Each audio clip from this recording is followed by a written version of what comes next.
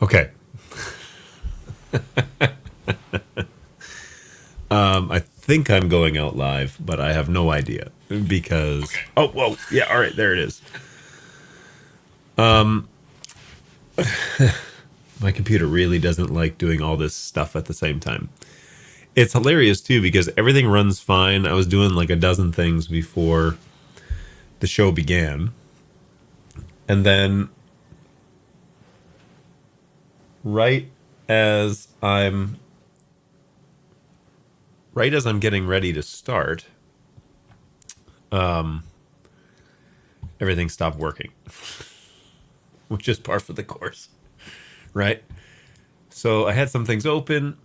Of course, I'm still running the CPU at 100%, even though everything's running on the GPU.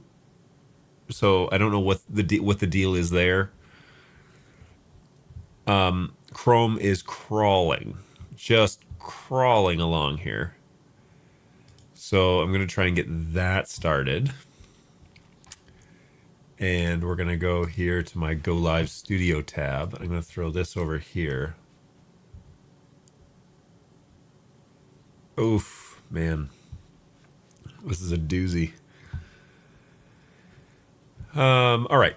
So trying to get this off the ground because it is having a hard time taking off here. It may have something to do with. So I tried to change the streaming settings in vMix that are going up to YouTube because YouTube was complaining because I wasn't spending or sending enough bit rate.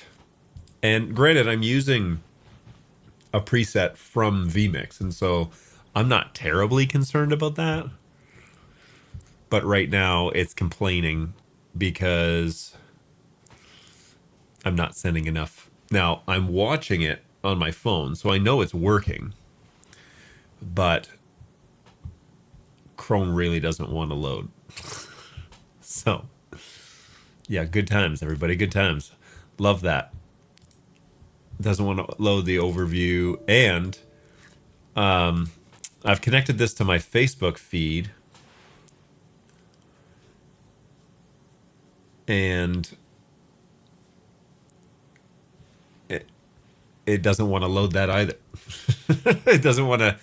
So Chrome doesn't want to load the socials channel and find posts, and it says, "Oh, you're not logged into Facebook." Well, I'm 100% logged into Facebook.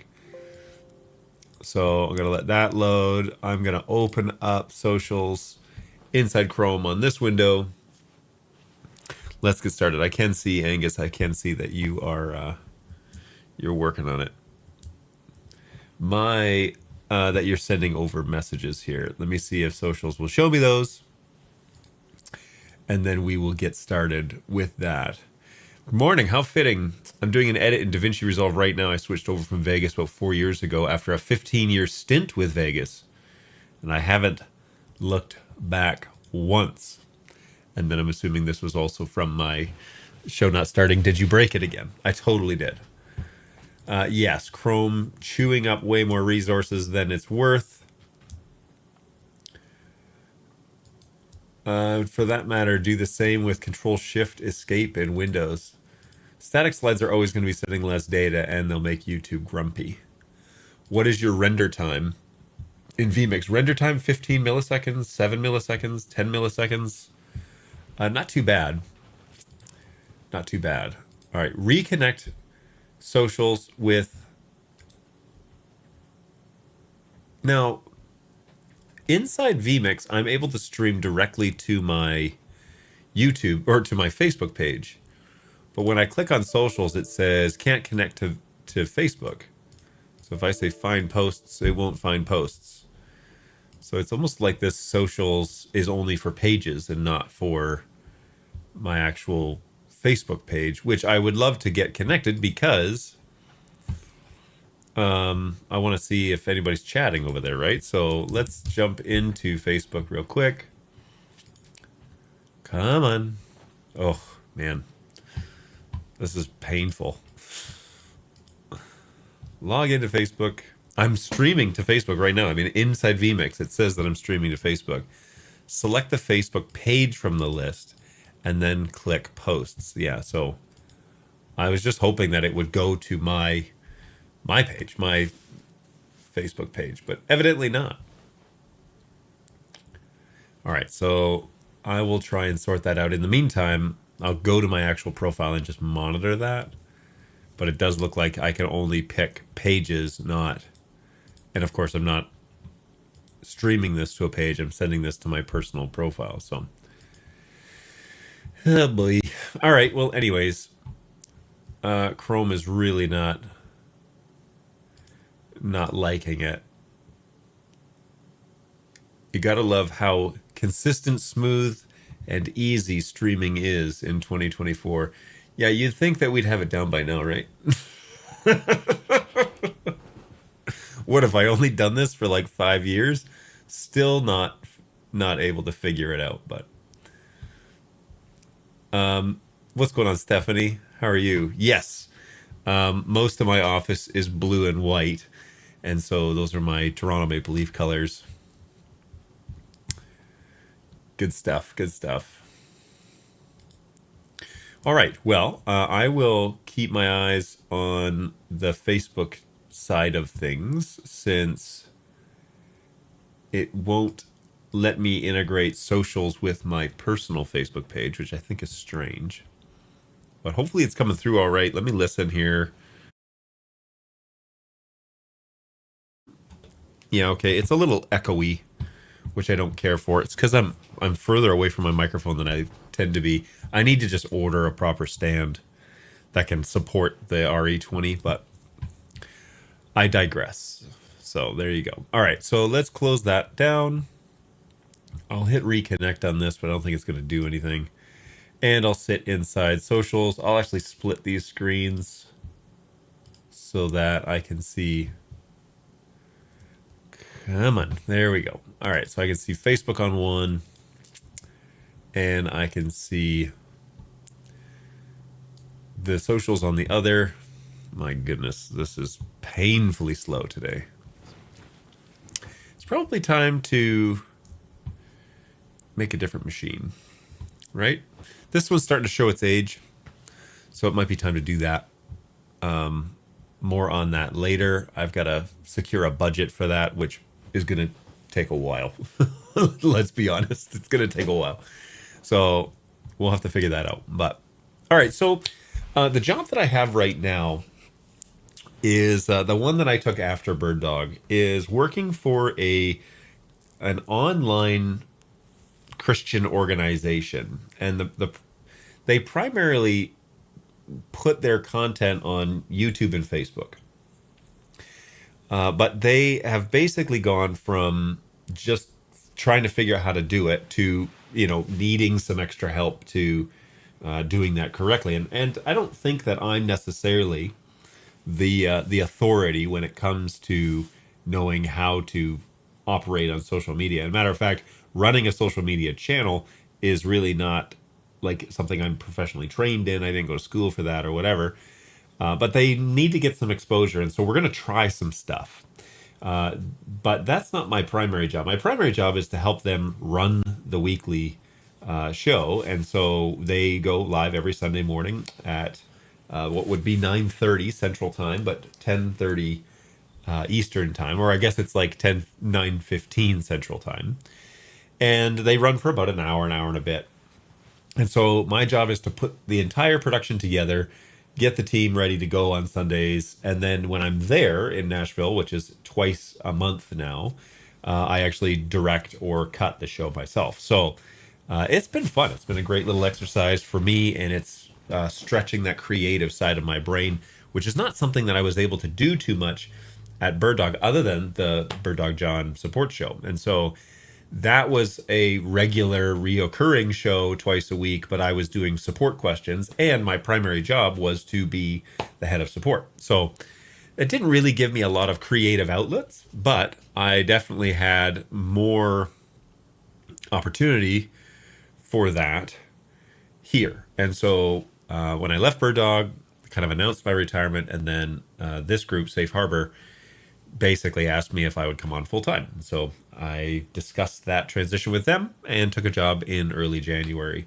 working for them. Now, I had done some contract work with them last year. I had been going down there fairly frequently. If you were a part of the Bird Dog John support show, you would know that I was traveling down to Nashville and doing contract work for them, and then they kind of liked where that was going, and so we've gone full time with them. Now we're doing a bunch of stuff like changing over their production studio, getting proper cameras and looks and lights, and doing things with sound and doing things with their Blackmagic ATEM and a bunch of things. So we went from, for those of you in the market, we went from a Blackmagic ATEM Mini HDMI over to a Constellation ME2. We went from Sony PTZs, standard PTZs. We went from two PTZs to two Canon cameras, and we're talking about moving to Blackmagics to integrate, with the Constellation, and on and on and on it goes. We updated the lighting, which they had RGB LEDs, and now we've got proper white. They're still LEDs, I think, but anyways, proper white stage lights, which have helped the Canons and the Sonys, for that matter, match a lot better, color matching. It was always too magenta, so we swapped that out. And then getting their production team, kind of coordinated. So I'm trying to simplify the Pro Presenter side of things, but then I'm also trying to. So we're using Pro Presenter 7, but we're trying to simplify Pro Presenter, but then also unify that production team, getting everybody on headsets, and then doing a proper workflow. So doing stream production, stream productor, or productor, no, stream producer or director calling the show, and then those pieces operating like you would cut a normal show. So pretty exciting stuff there. It's kind of fun to watch that evolve, but we definitely have gone quite a ways in the past 12 months. So that is where we're at. And now that I'm there full time, we're able to kind of commit a lot of time to doing that. So I will be traveling again on Saturday, Sunday, Monday. I'll be back in Michigan on Monday, but I'll be down there this weekend for the actual live show. So that'll be great. And then secondarily to this, to doing all that, coordinating all that, working with people, providing training, everything there, and doing all the kind of the technical talk and making decisions, we'll say. On top of that, we're also taking on their social media channels. So things like Instagram, Facebook, YouTube, we're trying to get those items a lot more exposure. And so we're trying things out with video shorts. We're trying things out with reels on Meta, trying reels, and then doing shorts on YouTube. And those seem to be doing all right, but I'm figuring it out as I go in terms of that, because I'm not an expert in that. And one of the things that I have had to learn now, one of the things that I've had to learn is, what is the algorithm? How do people, how long do people stick around? I found out some very interesting stuff about that, and I can share that during this show, because none of it is a secret. So the social media stuff, Instagram is really the unsung platform that we're trying to really hard to get in on, mostly because that's a demographic of people in their 30s, early 30s, up to about 50, 55. The majority of people on Instagram are in that age group, which is, people with kids, people, young families, young couples, and then people working through the bulk of their work life. So we're trying to really get some exposure to that demographic of people, whereas YouTube is a broad gambit of folks across the entire globe. Facebook is mostly people over 50. Okay, so if you live on social media, but your primary social media is Facebook, your demographic is likely an older group. Even if you're not 50, you might be behaving like a 50-year-old or older. And honestly, the massive jump is 65 and over. And so that's my parents' generation, where, that's where they live, is on Facebook, because they're used to that. We're not doing a bunch of stuff on Twitter right now, and that might be something we take on. And we're not doing much on TikTok right now, which there's some controversy about doing social media stuff on TikTok, just because where is all that data going and being housed, and how is it being used? We don't really know. We don't really have a lot of info on that. This is weird. My glasses are crooked. And some church social media outlets say if you're not on TikTok, you're missing the entire teenager generation, and I would agree because that's where many of them are. But yeah, that is for a later discussion as to whether or not we're going to get on TikTok, because right now the plan is no, just because we don't have a use case well enough to be there. But doesn't mean we won't. It just means that we're currently not. So love to hear your comments if your groups that you're doing stuff for are on TikTok and what you're using it for. And there's a bit of a,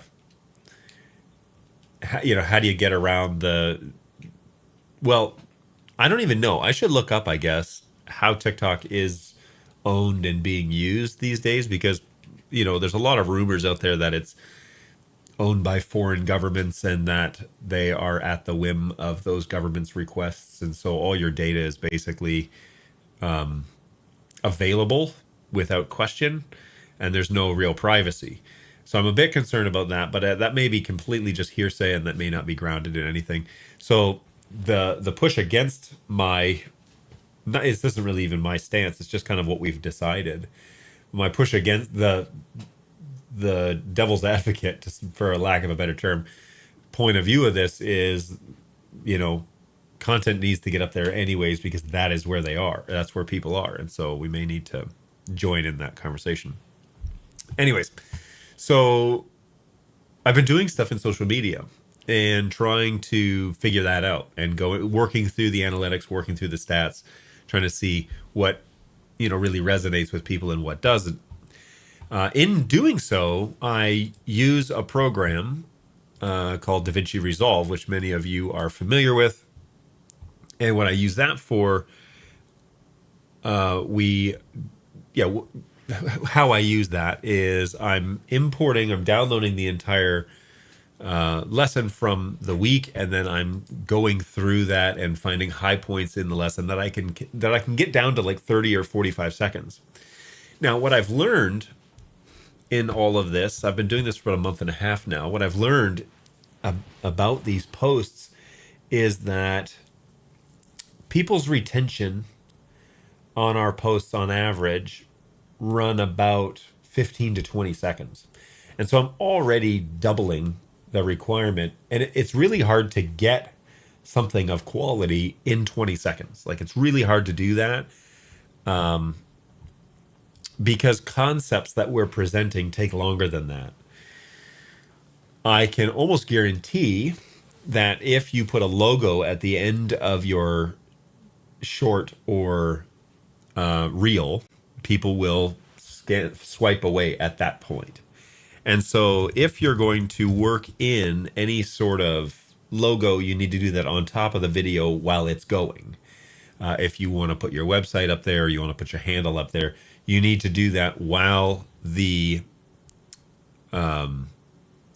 short or the reel is being shown, because the data that I can see is that we definitely lose the viewer as soon as that logo shows up. They swipe off. And if you know anything about social media, you really want the viewer to stay on the video the entire time. Okay. So I'm using Davinci Resolve to make these, and I've learned pretty quickly that one of the great features inside Davinci Resolve is that you can do timelines, which means that you can have multiple cuts of the same core video. So timeline 1, you would cut up you go through and you mark, all of the lessons that you want, or all of the note here. I'll open an older one so we can take a look at this together.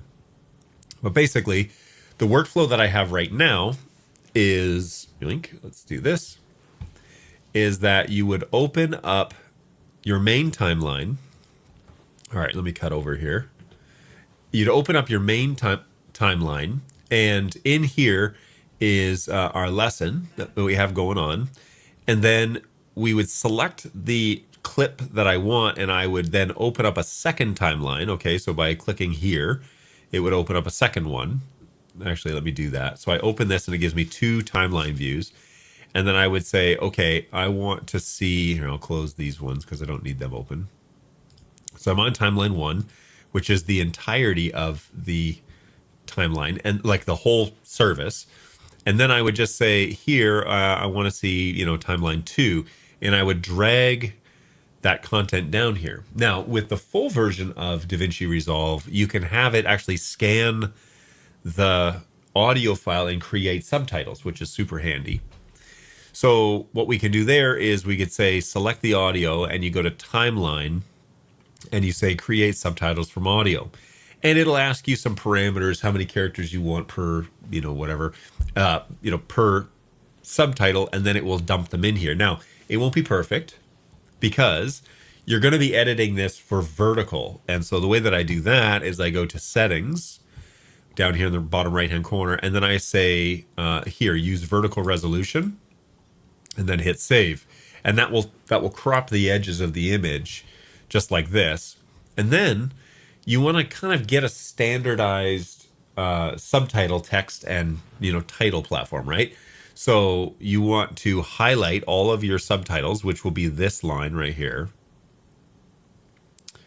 Highlight them all, and then you want to create a basic, under track, you want to create a basic look. And then when you do that, you can then click these 3 buttons and say save track as preset, which is what I've done here, socials. And so now every time I dump social media subtitles, I highlight them all and I just say load preset, Osh socials, and then it changes my font to be like a standardized font, the way that I want it. And then all I got to do is go through and make sure they don't run off the edges, which is super simple to do. Click on caption, then you can go through each one and just make sure that there's you can make additional lines just by hitting enter. So that works pretty well. That works pretty easy to do that fairly quickly. And then it's just a matter of making sure that you have some sort of, usually I try and put music behind the ones in Meta. And the Meta sound collection is actually pretty good for that. It's not huge, but it works pretty well. You can also do that on YouTube, but YouTube's sound collection is not as good as Meta. So I don't normally put audio behind. I don't put music behind my YouTube posts, but I do for anything on Meta, so on Facebook or YouTube.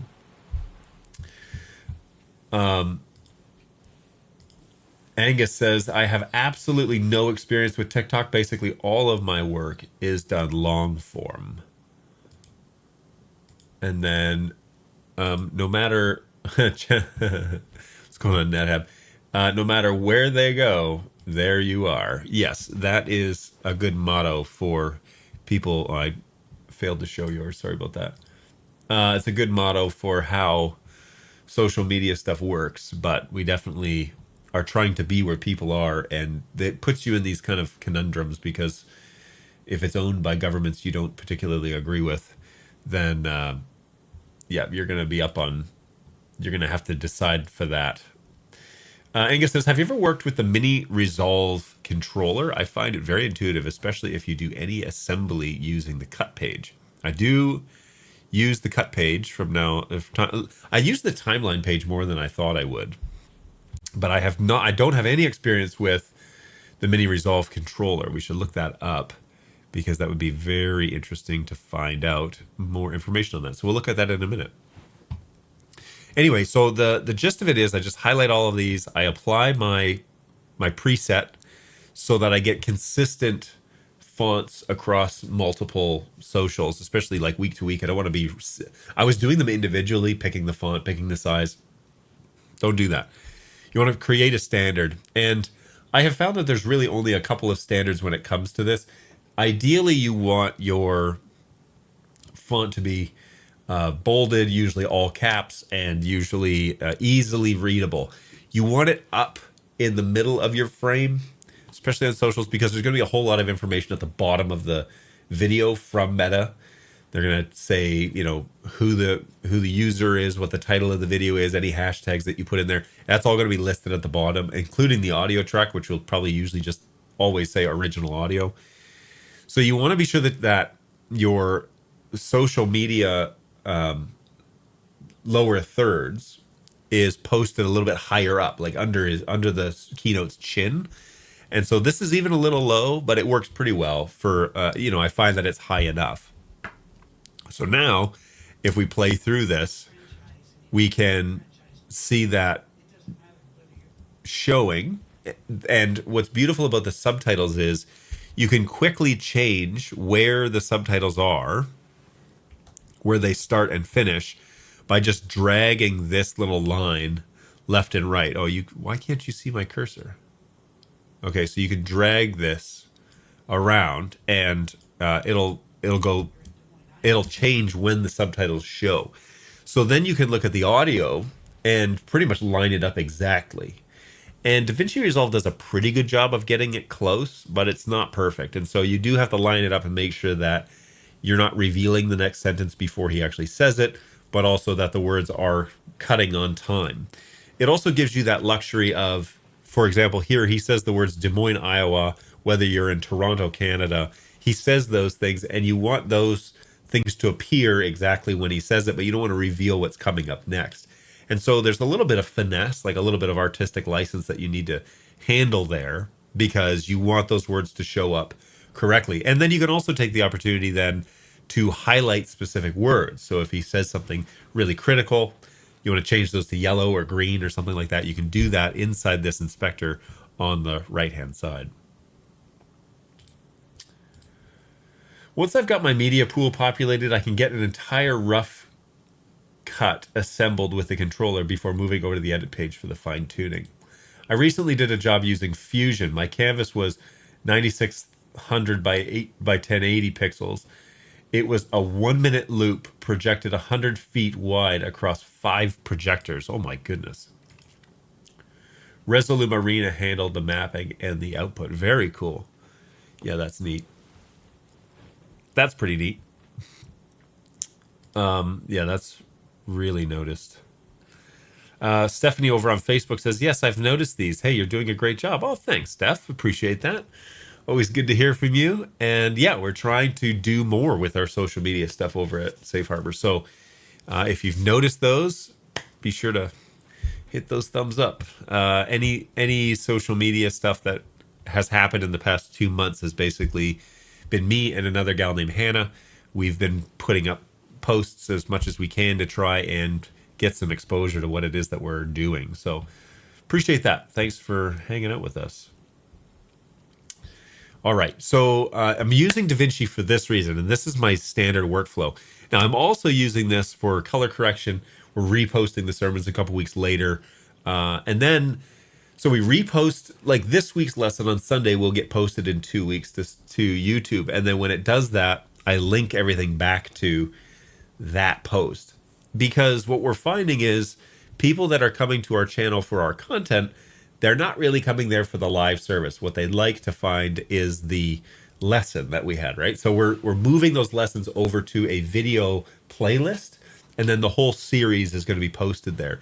And we're finding we're getting a lot of views, and the playlists are getting a lot of views. And so over time, when we do a series, we want those to be available well into the future. And I find that posting those as a self-contained video in a playlist allows people to go back and actually view them and mass consume them, because the lessons are 30 minutes, 35 minutes, something like that. And people are used to listening to long form content, which means that they can go to the playlist, go to the first lesson, and then just listen to it in the car for hours on end if they want. And that, I think, is really helpful. Now, we're also doing podcasts. We're also on Spotify and on Apple Music and those places where you find podcasts. But if you're interested in just setting it up on YouTube and watching the entire series, that's the way that we're handling that now. So I think that works well.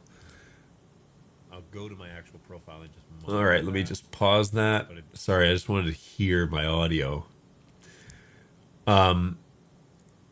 Yeah, so whoops, let me kill this. I'm going to refresh my page. So yeah, so we're trying to really, the interesting thing about this congregation, they're a church, but they're more like a production company, honestly.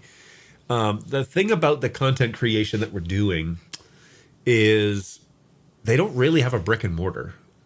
They have a place where they recorded. It's actually a soundstage, but they are not really a brick and mortar congregation. They're doing this so other brick and mortars have content.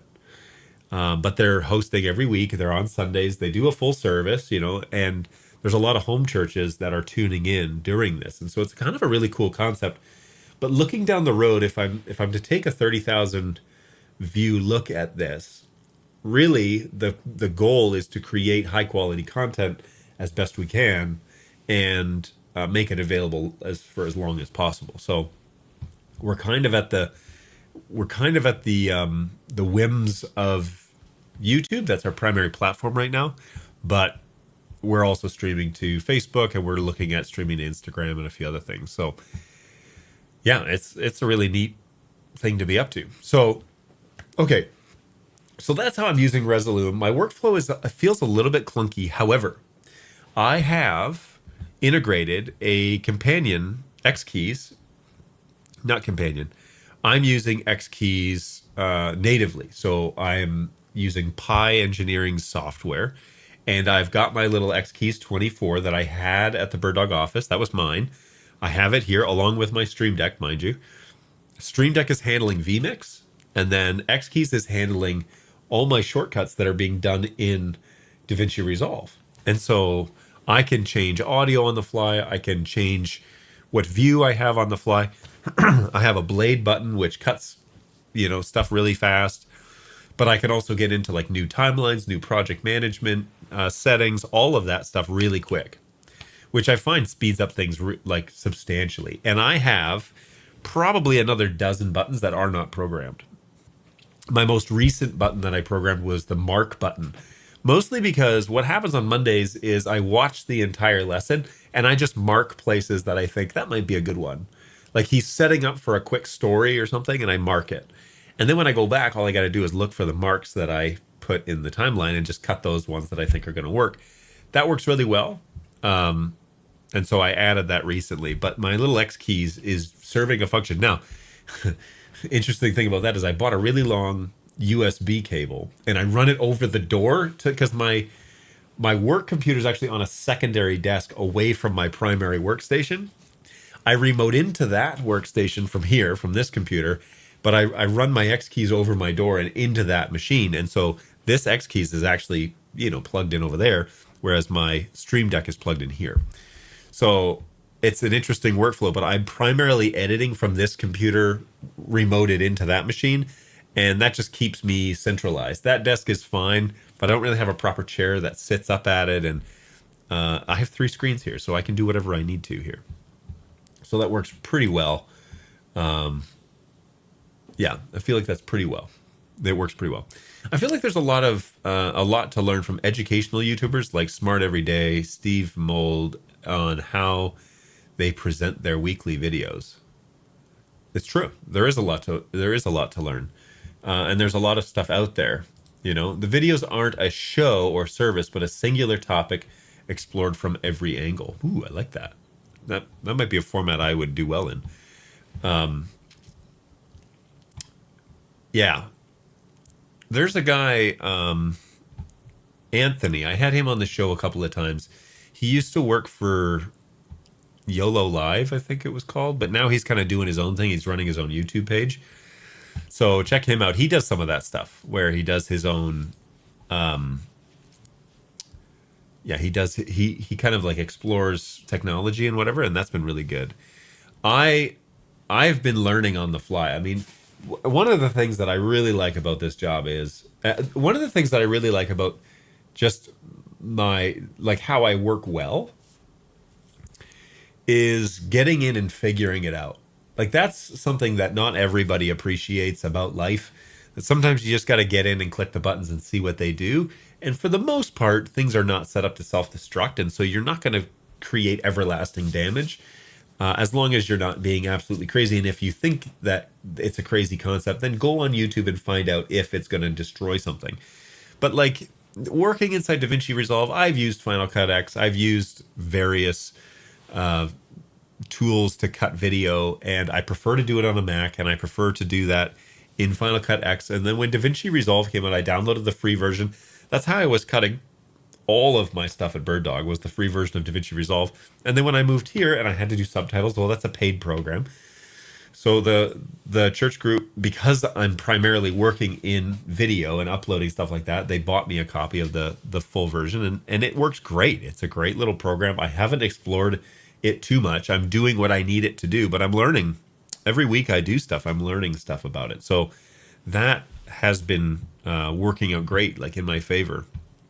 But I'm always interested in learning better workflows. And for example, Angus had talked about he uses the control surface. So let's go ahead and I've seen it. I think I've seen the control surface, the Davinci Resolve controller.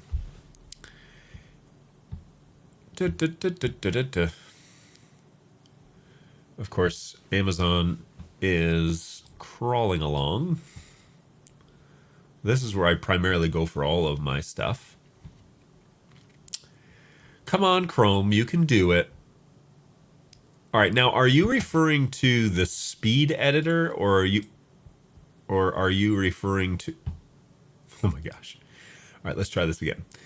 Are you referring to the speed editor, Angus, or are you referring to something else? Because it looks like speed editor bundle. I don't need that. Editor keyboard. Oh, that's funny.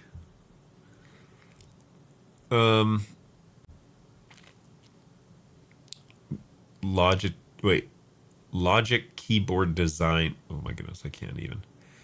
So one thing that I have is I do have a Logitech, one of these MX keys for business, and inside the Logi Plus options software, you can set it up for using specific programs. And so I haven't done it yet, but I can natively talk to that machine by clicking on back up. Sorry. This keyboard can connect to multiple computers. It connects via USB with a USB dongle that has like a proprietary thing that works really well, but it can also connect over Bluetooth. So you can connect the keyboard to your primary machine as keyboard 1, but then like connection number 2 could be for a secondary computer, which is over there. So I do that. And then I have a third option. I can connect up to 3. And the same thing with the MX mouse. So then you can customize all the buttons on the keyboard to do certain things like shortcuts and whatever. So that works pretty well as well. I haven't gotten there yet. I haven't done that. Matter of fact, I kind of went with the X keys because I can customize specific buttons, and then I can print off clear labels like I do with my label maker and make them customized. And that, I think, actually works better than trying to customize each of the little buttons on a keyboard and then remembering what each button is. So I like having the label on the X keys. But like I said, I've got a blade button, and then right next to it, I've got an undo button because I find that I like screw things up and need to undo things. And so I have an undo button, and that works also really well inside X keys. So that is the speed editor. Yes, it is an absolute delight to use. Interesting. So let's take a look at that speed editor. It looks like Blackmagic has a Resolve micro panel as well. What if I don't want the bundle? Oh, there it is. Is that it? Blackmagic Davinci Resolve Speed Editor, the editor only. Okay, so it's $300 or $400.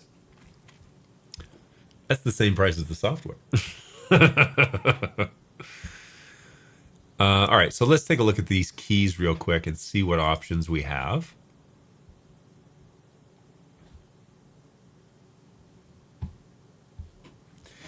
Okay, Chrome. Any day now.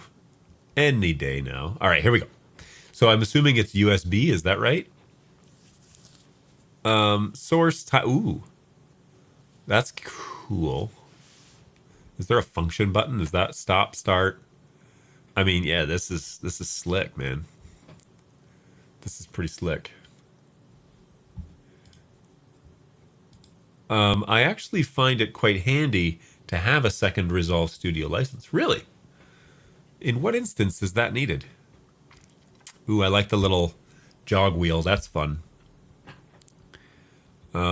Video only, audio only. I mean, cool. I like it. I think it's a good idea. I don't know if I would use it necessarily.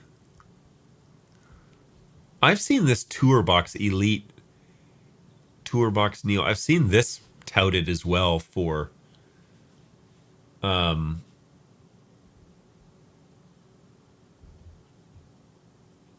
yeah, I've seen this touted as well for Resolve.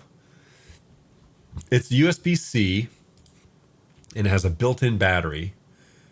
Unplugged, it works over Bluetooth. Utter laziness. Whichever of my work machines is I'm using at the time, I have Resolve Studio with me. Fair enough. Fair enough. Davinci Resolve, After Effects, Final Cut Pro, keyboard. So I'm assuming these are assignable buttons. I'm telling you, man, an X keys works really well. And I don't know. I find it just super convenient. Everything else I use mouse and keyboard for, but X keys, I can program specific hotkeys like macros basically to do whatever I need them to do. And I just record the key sequence and then it works. It works all the time. I never have an issue with it other than I found one glitch. And the glitch is when I am in, I think I can maybe even show you, when I'm in Davinci Resolve and I'm editing one of these, this, and I click on export, which is not export, it's, what is this stupid label? Deliver. Okay, it's export is what it is. If I click on export, it adds an asterisk next to the word. See up here on this guy right here. So I was editing this one. Look, it adds an asterisk. And I have exported more than once. I have exported a lower thirds or a title with an asterisk in it because I clicked export and I was like, oh, that didn't work. And then I click on this deliver button, which is where I want to go. The workaround for it is when you're in this view and you have to unclick the subtitles. You have to click somewhere else and then click export, and then it takes you to that screen. But if you're on a subtitle and you click export, it adds a little asterisk to that, and I find that really annoying. And only in the timeline. So if I go back to timeline and then I click on this and then I click on export, asterisk. I don't understand why, but there you go. It adds it for some reason. So the macro is probably, well, yeah, it's just one of those weird quirky things. But honestly, that's the one thing. That's the one thing I have to remember is click on the timeline and then the export button works. Great. Yeah, there you go. I really love my X Keys 24. So that's what I'm using. It's my little X Keys 24. And I'm super tempted to go the 124 because why not? If you're going to be ridiculous, why not? But it's crazy expensive. I think an X Keys 124 T-Bar is in my future, but I have so many other big expenses that I have to get through first. Yes, same. We're experiencing the reason why I need to get to a different machine because we're lagging like crazy trying to do all the things that I'm trying to do. I actually streamed this morning over on Twitch, the John O'Canute Twitch channel, and I was playing Tower 3D Pro, which is a air traffic controlling game. It's a lot of fun. But I was playing that game today, and it's not a very taxing game on the CPU, but good golly, she could barely handle it. So that was unfortunate that's... I need to split off the responsibilities, and I'd like to buy a stronger machine for that purpose, but all in good time. So yeah, so onward. 6 channels of Shure SLXD in both wireless and handheld. That's going to add up quickly. It absolutely will. Yes, it will, my friend. Yes, it will. Yikes. Oh yeah. So I've been tempted to kick off snacks on stream on this channel. My sister. Okay, so my dad grew up in Norway, grew up in Oslo, and for like 7 years. And he said one of the treats that they used to eat around the holidays was marzipan. I don't think I've ever had marzipan. But my sister went to the international store down in Texas and bought marzipan, which is what this is. Now, we didn't ever get around to eating it. And so it's sitting here. Can you focus on that camera? Come on. There you go. So we never got around to eating it, covered in dark chocolate. And I said to my wife is like, are we going to eat this or should I just get rid of it? And I said, no, I'll eat it. I'll eat it on the show. So here I am. It's been sitting in here since Christmas. I don't know what marzipan is. I've never had it. It smells like dark chocolate. My wife is not a dark chocolate fan. So what do I just take a bite out of this? Is that what I'm supposed to do? Ooh, it's soft.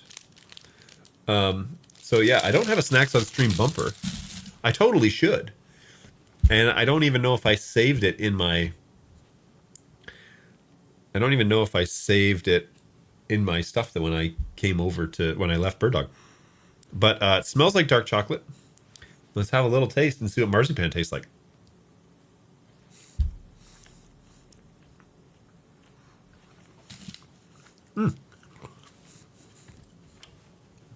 Okay.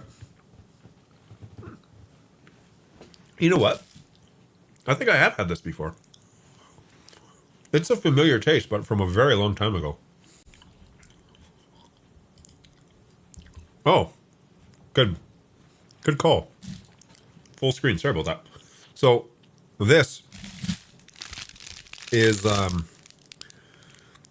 Schlückwerder's marzipan. And it's very familiar. It tastes very familiar. And I wonder if in my childhood, my dad bought this during the holidays, because that's what it reminds me of. And fed it to us. Maybe like candies or something. It's actually really good.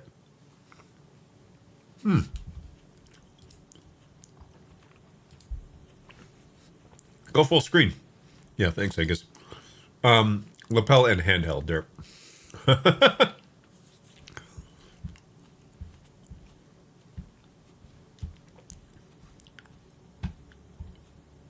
It's good though. I like it. Yeah, I'm gonna eat more of that. That's for sure. So thumbs up, Pandorica, if you're watching. Thumbs up on the marzipan. It's good stuff. Okay then. Stephanie had asked, so are you all having to move to Tennessee? No, I'm working down there. I'm flying down there a couple times a month as a part of my workflow, and then I do everything from Michigan. So we are not moving right now, but it's not off the table in terms of options, I guess. This is really good. I'm gonna eat this whole thing myself if I'm not careful. Anything is possible. We don't know what the future holds, but the plan right now, as of today, is I'm working remotely.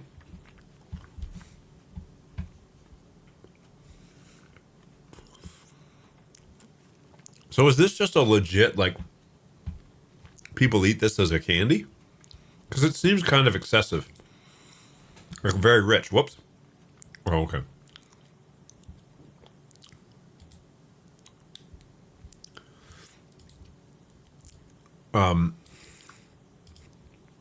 Sorry, I need to follow up on a text that came in.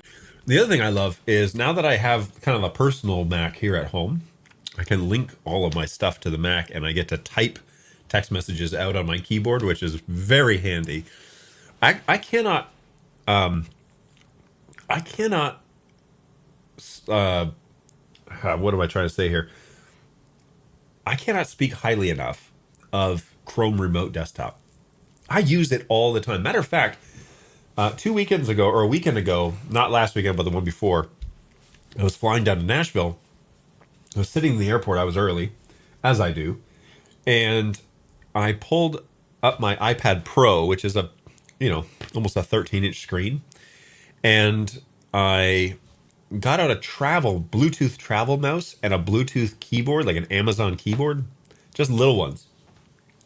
Connected them to my iPad, connected my iPad to my phone as a hotspot, and then I remoted into that machine and was video editing in the airport while I was waiting for my flight. It was so stinking cool. And it worked so well. And I think it's just WebRTC, if I'm not mistaken. When I was talking to Bird Dog Jake, who is no longer Bird Dog Jake, he's Stripe Jake, which, by the way, I'm going to reach out to him and just say, hey, buddy, hope you're well. He told me about Google Chrome Remote. I should reconnect with him because he's doing stuff that I'm basically doing. Like him and I would swim in similar waters.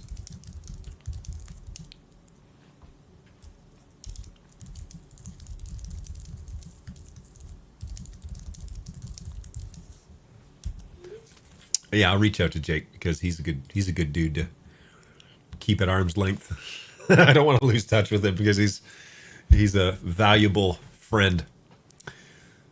Yes, so the Google Chrome Remote, you can use it inside Google Chrome, or you can download the app and use it natively.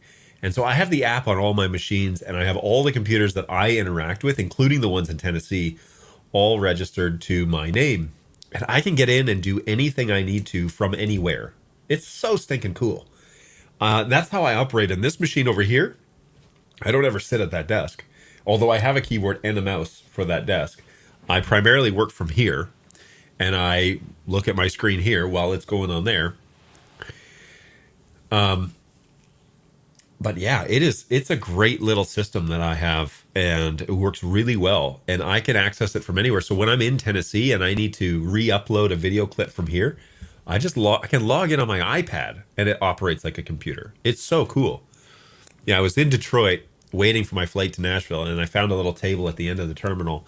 Opened up my iPad, and I was just now it's not perfect, like your iPad when it connects to a mouse has like a little dot that lights up. It's not perfect, but it was enough. It got me by, and I was able to upload a couple of videos to Dropbox that I needed, and then close it out and keep going. So yeah, it was pretty cool.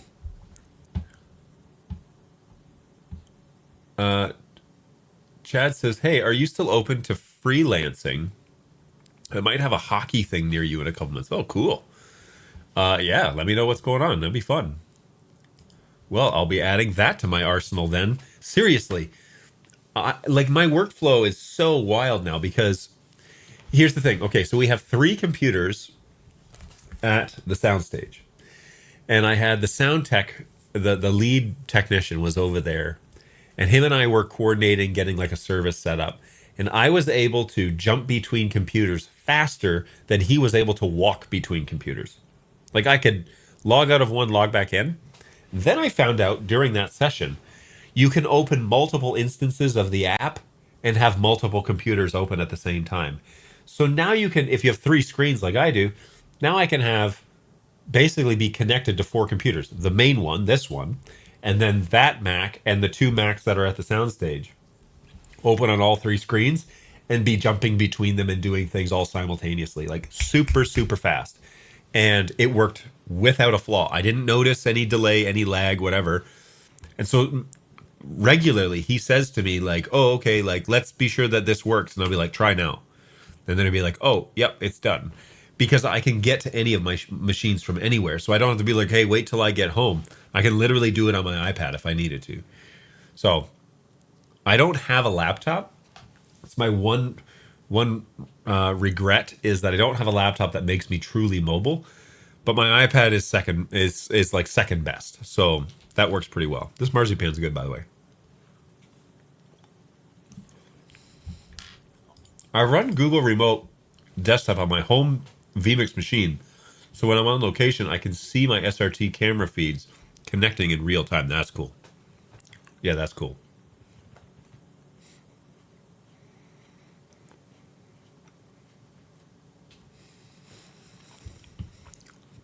Yeah, marzipan's good. I like it. It's kind of like got a. It's almost like a coconut type of flavor. But the dark chocolate, my wife doesn't like dark chocolate, so all of that ends up on my plate. I have to suffer through it, as you do. Seriously. So Jake clued me in to Google or Google Remote, Chrome Remote, and I started using it at the office. At the Bird Dog office, I was connecting to 2 or 3 machines all the time. When I'm here, man, it's so convenient to just remote. As long as the computer is on, I can remote into any of the Nashville computers and sync over ProPresenter or make sure it's all working before I even go down there. So I'll do that today because we're ready. So I'll sync it all over. I'll make sure it's all working. And then when I'm down there, I just have to check it. I don't have to do anything on the remote in here. I can do it all before I leave and during my workday. It's great. It is a great little tool. And I cannot, and you can link as many computers as you want to the same account, which is even cooler. So you have a main machine that you use all the time. Like this is my main matrix. You have a main machine that you use all the time. Yeah, I have too many laptops. I understand that. So link as many as you want to your account, and then you can access as many of them as you need at any given time, as long as you've got the bandwidth. And it's WebRTC, so it's like maybe a meg. Like it's not much going out to the internet. I'm doing it here. It's going out to the cloud and coming back and remoting into that computer right there, and it's not struggling vmix. Vmix will be the first thing to tell me something's wrong. So I really like it. I think it's a great oh wait, cancel that. I'm just going to lock this screen, and I have full control of this machine. I can lock it. I disconnect from it. I'm out. I close the program. Easy peasy. So yeah, I'm a big fan. Big fan. Nightbot, you don't have to do that. Thanks though. Let me refresh my Facebook. I don't think anybody's chatting over on Facebook. Is it true that vmix is only Facebook pages can connect to socials, or can I connect my personal Facebook page to socials? Because I'm not able to get it done for some reason. I'm doing so now. Trying it with a little Lenovo 13-inch PC tablet. Very cool. Very cool.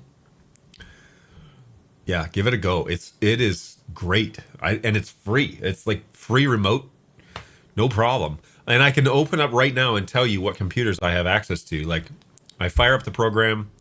I've got access to the Mac, which is constantly awake. It's just, the screen's off and it's sleeping. Not sleeping, but it's just not powered down. You can't get to it if it's powered down. But if you turn on the machine and you walk away and you look at Chrome Remote, here it is. No, this is a different screen. Struggling to refresh it. Of course, I talk it up and then gives me this error. It actually appears that it's interfering. There we go. Okay. So yeah, so all the safe harbor computers are offline at the soundstage right now. I could tell there's a guy that lives there. It's his house. So I could just tell him to go downstairs and turn them on. And if he turns them on, they will appear in my list. And then off I go.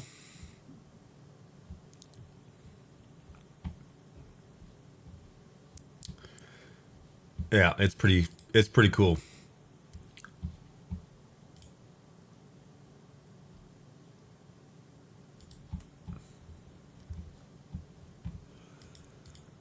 Alrighty.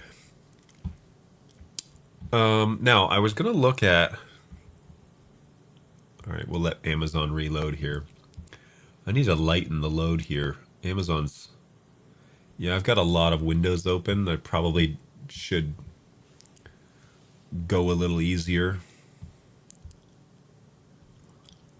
All right, I'm gonna minimize this one.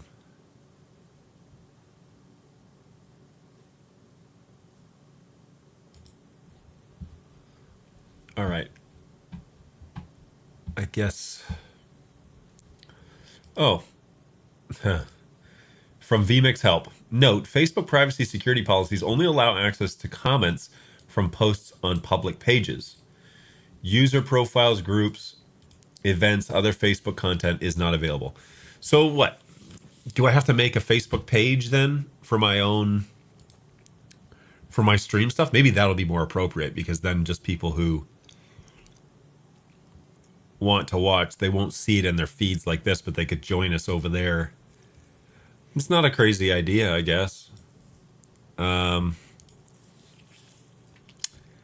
Profile text turns on meta verified view as maybe I should create a page. Page name. I'm going to call it Jono Canute. Category.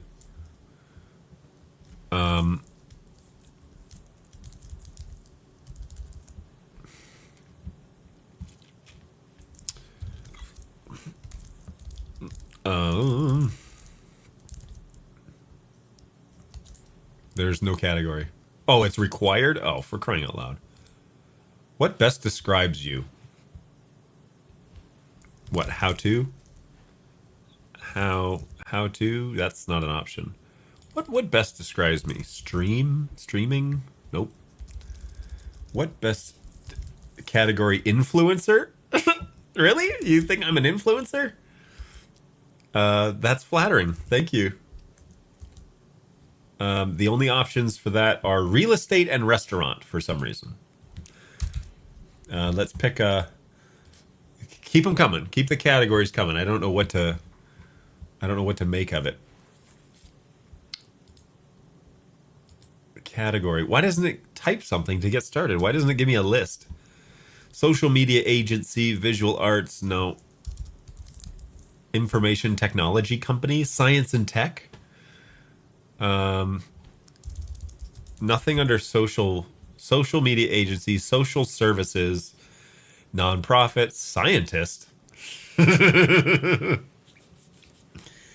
You just influenced me to install Chrome Remote Desktop. Pew, pew, pew, pew. Yeah, okay. Fair enough. I'll take it. That's flattering, man. You guys are too kind. Too kind. Let's see. Videography,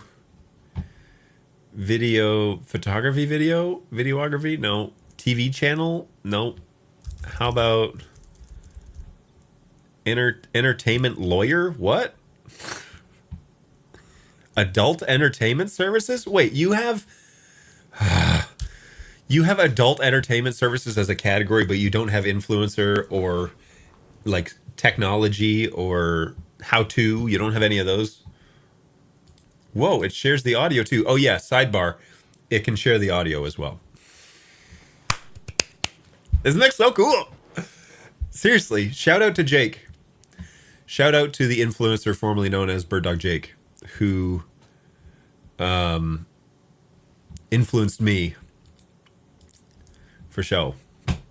All right, so what should we call this? What should my channel be? Because I can put this in here. What's going on, Jeremy? How are you, man? Hopefully things are well in the VizRT new tech world. Good to hear from you. Jeremy's one of those guys who, when you leave an industry, Jeremy Morris, when you leave an industry like Bird Dog, you're not probably going to run into again. But he's one of those guys I regret probably not going to get to interact with much because he's a cool dude, and he knows the stuff. That's for sure. All right, let's see what other options we have for category. Here we go. So I need a category. Bio. Streaming since 2019 about video tech in the streaming world, including NDI and what else? NDI and vMix. Why not? Category. Still don't know what to call this thing. Video game, video, no, men's clothing. Why is that coming up under the letter V? I don't understand you, Facebook. Words commonly said.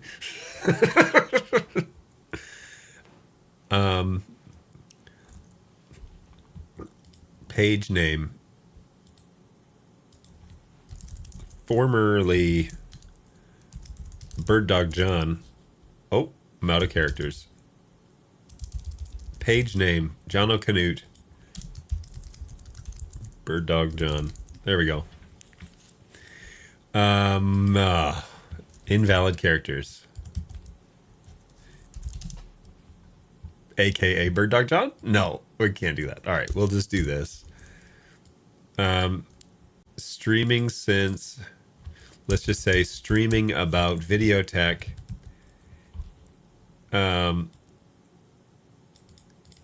In the online world, including NDI and vMix. Formerly, whoops.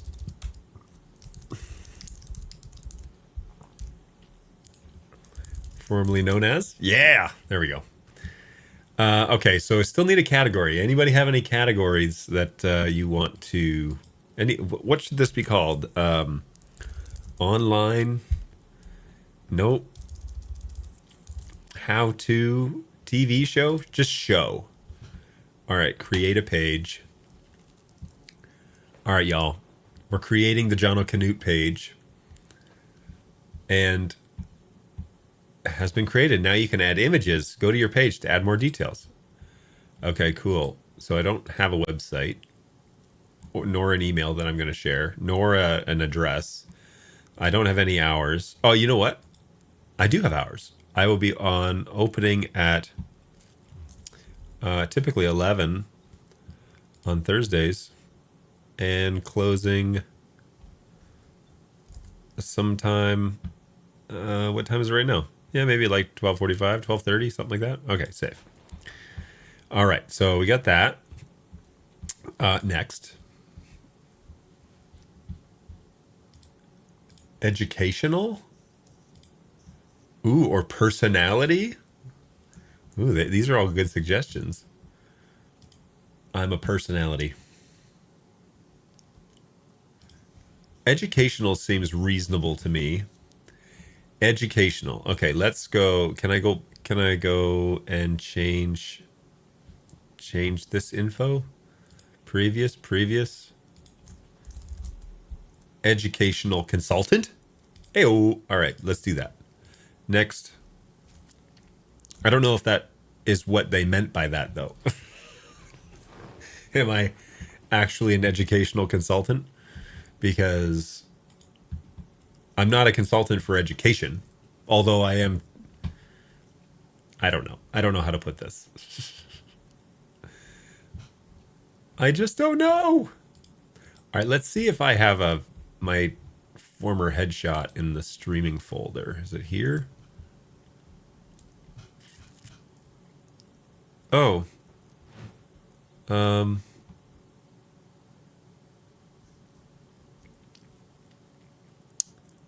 You know what?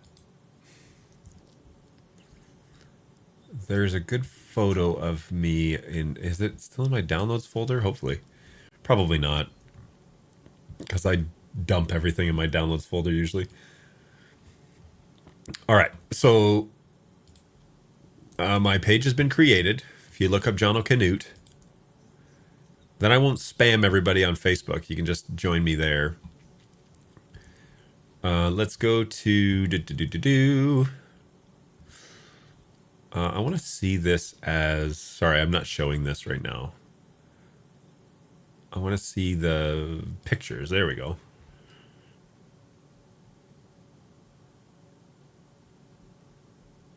Okay, so that photo is not in here anymore. So I will download it from Adobe Express, which is also I use the free version of that for a lot of my thumbnails and stuff. So I need to change my profile photo again. Go for it. I won't stop you. I don't think you do, but I won't stop you. All right. We're struggle busting again here. There we go. Okay, so add a cover photo, add a profile picture. All right. I'll go into my Adobe account. It's really taking its sweet time. This is wild. It's not normally this slow. Oh, and we're interfering with the YouTube stream. Solid over the Facebook, though. Oh my gosh. All right. Maybe I can... Oh, you know what? I can do it from here. I think it's already on this computer because I'm using the screenshot. Okay. Yoink. Let's say add a cover photo. And this one is called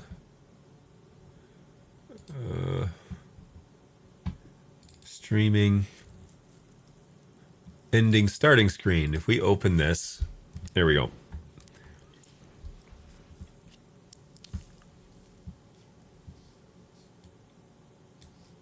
Can I, drag to reposition.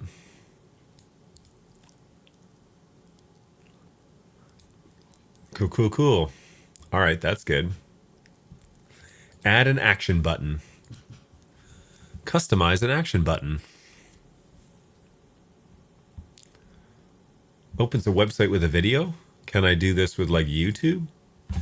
So youtube.com/@JohnO'Canute, or is it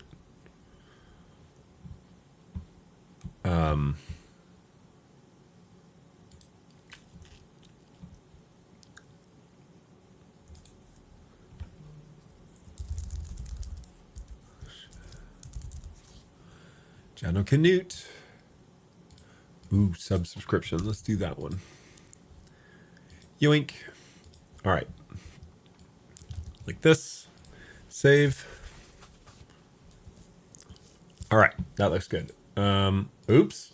I'm missing a meeting. I'll be back in a bit. Cool. Hopefully we'll still be online. Well, it's a bit inaccurate. My mustache is much more impressive now. That's funny. Okay, and then eventually I'll need a profile picture. Next.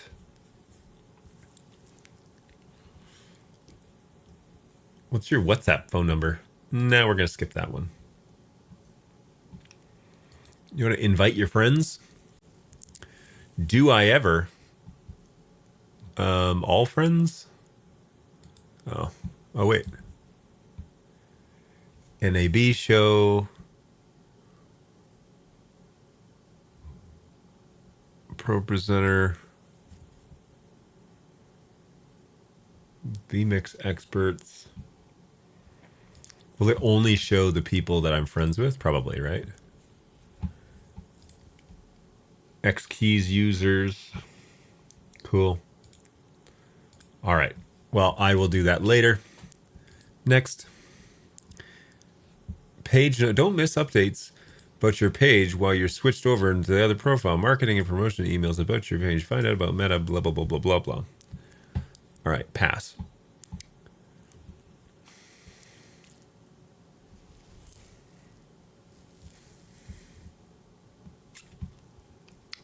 Not now. I already have a page. Write a welcome post. Okay, very cool. So now, if I go to socials and I click on the Facebook, do I need to put in like a stream key for this? Going live, create a test broadcast before you go live. Yes. We want to do that. And then schedule broadcast. Create an event ahead of time. Viewers can RSVP to your event. You and your viewers will get reminders before you go live. Okay, cool. Post it on the timeline. Very cool. All right, so I will reconnect Facebook then after this show and kind of get this, put it all here.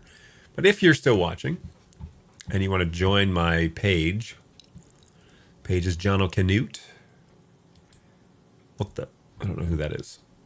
John Canute is the page. And I am going to grab...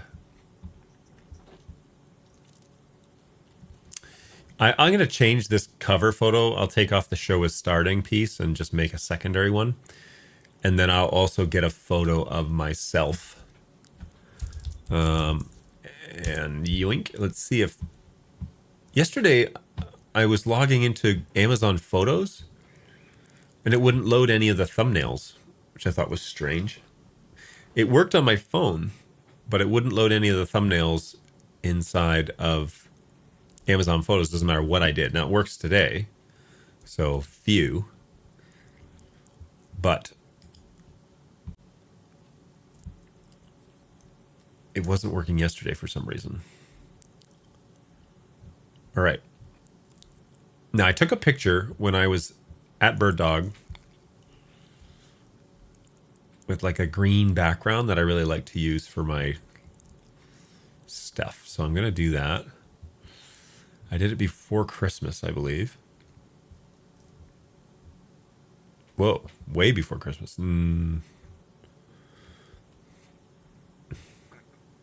Oh, wow. Before Halloween, evidently. Wait, what? It wasn't this long ago.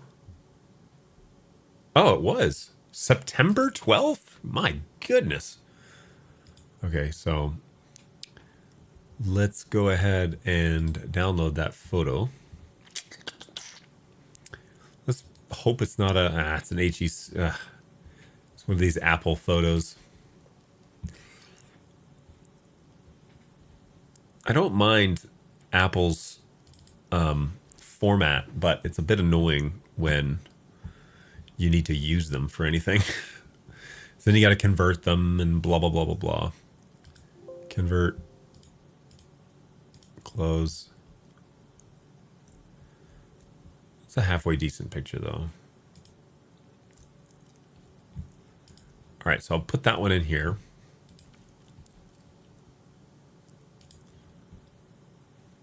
Bueller. Okay, there it is. Convert to my desktop. Thank you.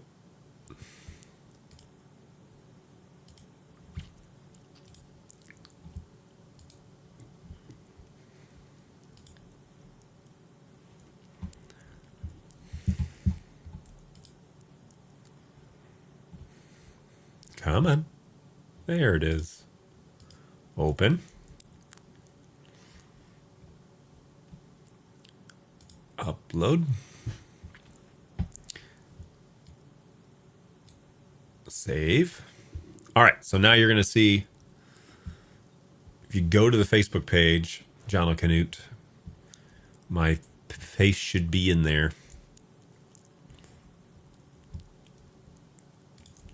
Ooh, connect your Instagram profile. Don't mind if I do. All right, so we'll cut back here so you guys can see what I'm doing. Connect to your account. Connect. That's fine. Just log in real quick.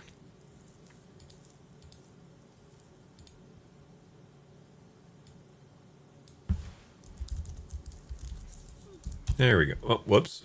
Whoops a daisy.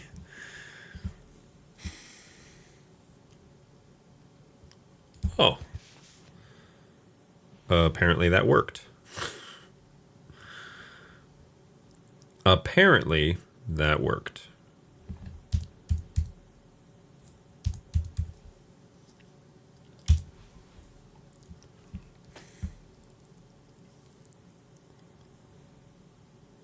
Come on. Whew. Need a faster machine, folks. That's for sure. That is for sure. All right, so we're going to close.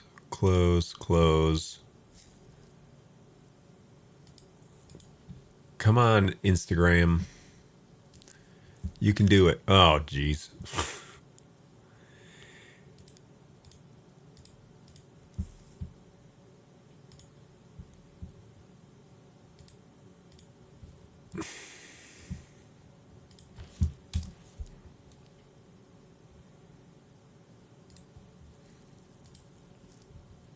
Okay. Well, anyways, we'll get this all set up here so that you guys aren't annoyed.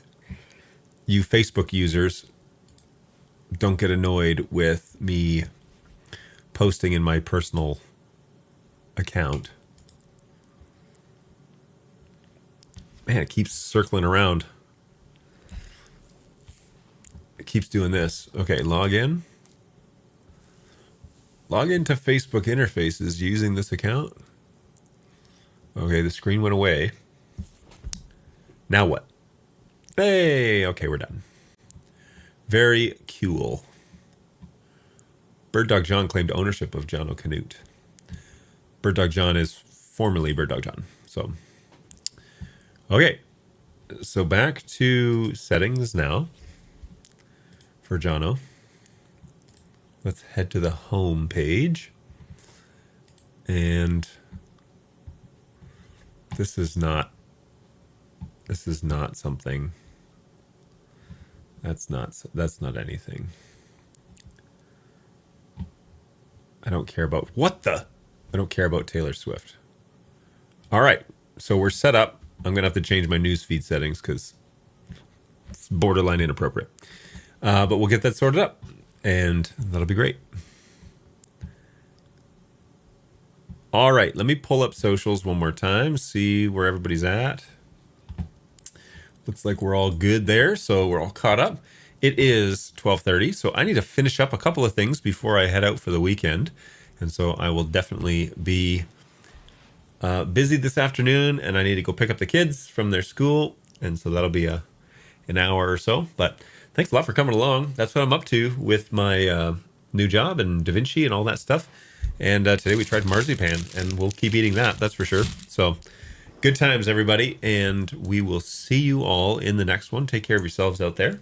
Take care of each other, and yeah, we will look forward to being with you the next time around. So take care of yourselves. And we'll check in with you later. Bye.